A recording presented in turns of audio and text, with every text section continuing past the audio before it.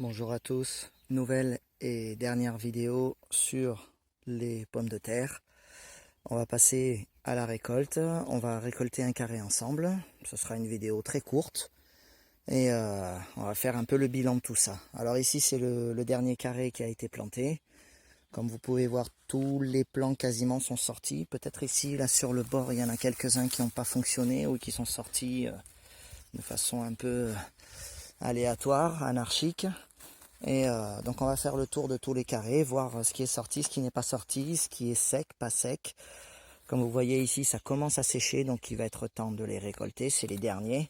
Les premiers qui ont été plantés, eux, sont tout à fait secs. Et donc c'est pour ça que je vous propose cette vidéo.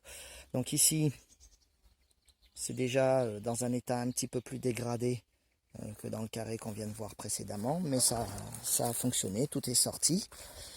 Alors ensuite, ici, c'est un échec total. Il y a un seul plan qui est sorti. Pourquoi pas les autres? Je vous avouerai que je n'ai aucune explication. Donc on verra ça dans la saison. Je viendrai récolter quand ce plan-là sera mort. Et à ce moment-là, on pourra faire un bilan de pourquoi dans ce carré rien n'est sorti. Ce carré-là, il reste un plan ici qui fait un peu de résistance, et après tous les autres sont morts, donc il va être temps de les récolter. Comme vous voyez, ça a été creusé par là, donc il est fort possible qu'il y ait des campagnols qui soient allés me grignoter ce qu'il y a là-dedans. Ici, on a un petit topinambour qui s'est invité par là. Et le carré qu'on va récolter, ce ne sera pas celui-ci, parce que celui-ci, comme vous voyez, tout est mort aussi. Mais ça sera plutôt celui-là. Celui-là a été plutôt bien réussi, je pense. Mais là, ça y est, donc tout est fané. Et donc maintenant, on va venir récolter là-dedans. Ici, celui-ci, il reste encore quelques plants un peu verts. On attendra que tout ça se termine et ensuite on viendra récolter.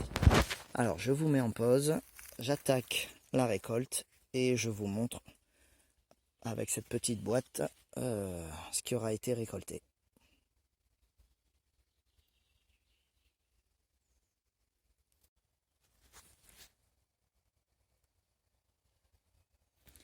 Alors, comme vous pouvez voir, c'est du terreau maintenant, hein, avec beaucoup de vie dans le sol, beaucoup de vers de terre qui se baladent là-dedans. Un sol particulièrement travaillé, une espèce de terreau. Hop, les cailloux s'enlèvent beaucoup plus facilement. Et donc venir planter là-dedans, ça va être beaucoup plus facile pour la suite de la saison. Ici un cétoine doré. Donc comme vous voyez, tout ça est particulièrement travaillé. Et en fait, c'est simplement le fait d'avoir créé cette lasagne qui fait que le sol s'est progressivement amendé, travaillé, et on a créé du sol au-dessus du sol. Donc vous voyez, hein, dès que je fouille un peu, tout de suite, beaucoup de vie du sol, des vers de terre, des cloportes. Alors ça, cet insecte-là, je ne sais pas ce que c'est.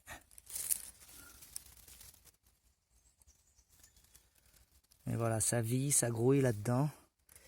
Il y a beaucoup de monde, ça dégrade beaucoup la matière. Et pourtant, on a des journées à 36, 37, 38 degrés. Et pour autant, tout ce petit monde-là n'est pas allé se cacher très très profondément sous terre. Parce que cette vie du sol là apprécie le sol environ entre 10 et 20 degrés maximum. Mais le sol, justement, avec ce paillage très épais, le sol là-dessous trouve tout à fait son compte et les conditions nécessaires à sa survie. Si on va fouiller un peu plus, on arrive au sol d'origine. Et le sol d'origine aussi a déjà été commencer à travailler parce que justement cette vie du sol remonte de ce sol d'origine pour venir grignoter toutes les matières qu'on leur a mis en surface. Vous voyez, on remonte pas que des pommes de terre. Hein.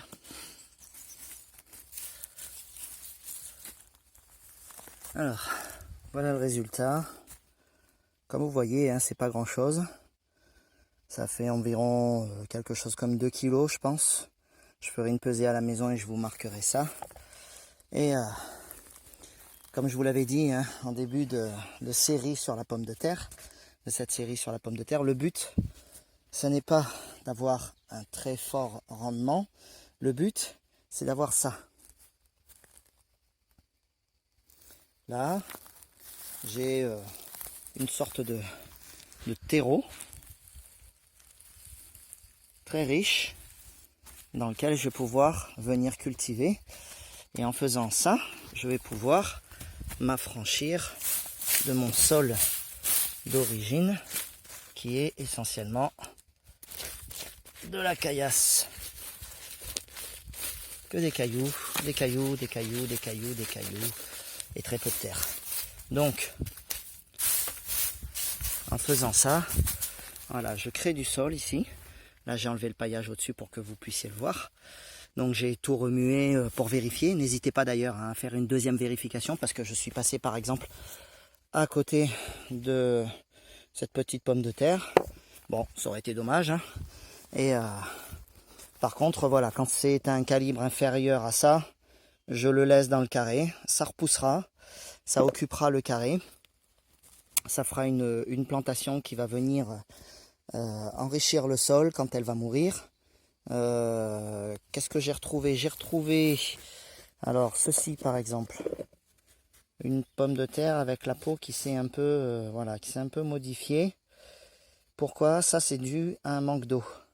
La sécheresse fait que la peau se met à craqueler. Alors, attendez, je vais essayer de faire le zoom. Voilà, la peau se met à craqueler. Voilà. Et elle prend cet aspect un peu de cuir.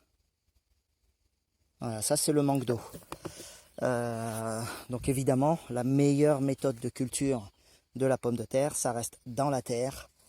Les pommes de terre butées quand les plants atteignent une certaine hauteur et de l'eau.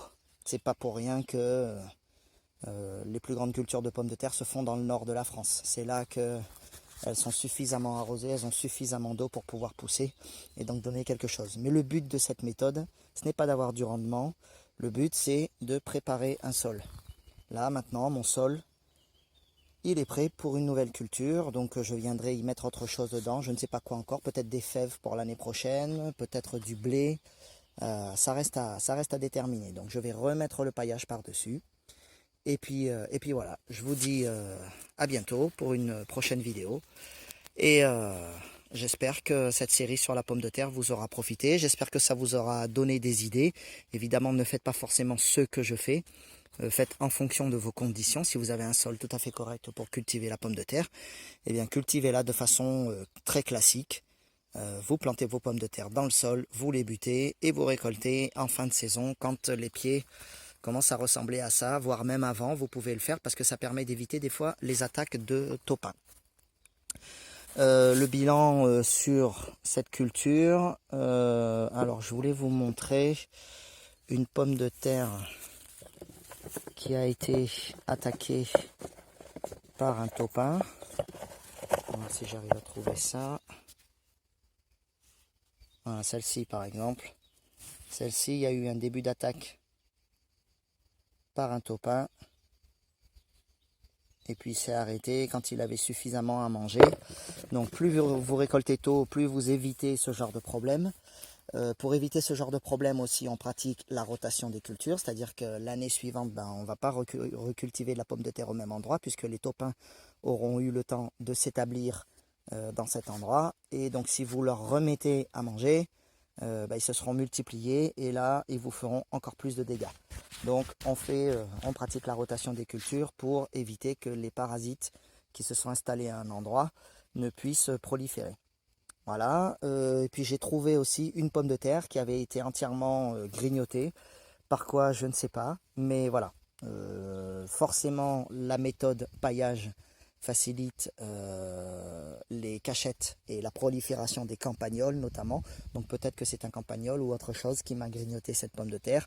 Peut-être qu'elle était déjà malade, donc de toute manière facile à attaquer et à achever. Et c'est ce qui s'est passé. Donc voilà. J'espère que ça vous a plu et je vous dis à la prochaine.